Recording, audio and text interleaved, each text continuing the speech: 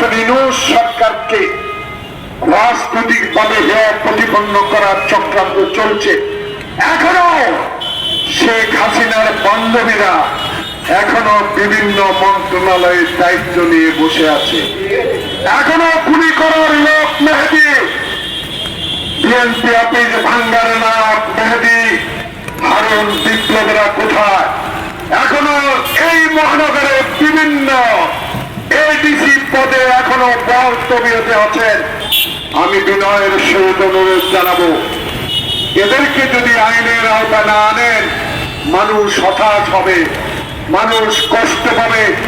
জনগণ আন্দোলন করেছে, ছাত্র সমাজকে পানি দিয়েছে, রাস্তায় নেমেছে, সহযোগিতা করেছে। তারা এখন বলতে শুরু করেছে অনুগ্রহ করে এদেরকে আইনের আওতা আনেন।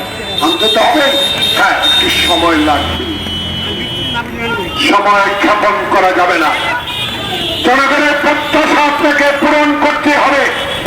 বাংলাদেশের সাংবিধানিক প্রতিষ্ঠানগুলো যারা ধ্বংস করে দিয়েছে, যারা বিচার বিভাগকে নিচের তলবি বাহক করেছে নিজের, যারা আজকে বাংলাদেশের সংসদকে আজকে নিজের ঘরের কর্মী সভায় পরিণত করেছে, যারা বাংলাদেশের নির্বাচন কমিশনকে নির্দেশ দিয়ে 154 জন বিনা প্রতিদ্বন্দ্বিতায় নির্বাচিত করেছে, তারা আজকে প্রেস কনফারেন্স করে বিদায় নিলে চলবে না, তাদেরকে আইনের আওতায় আনতে হবে। যদি আমরা 92 লক্ষ লোক 40 লক্ষ মামলা আসামি হতে পারি, যারা বিনা ভোটে এমপি করেছে তাদেরকে কেন আইনের আওতায় আনা যাবে?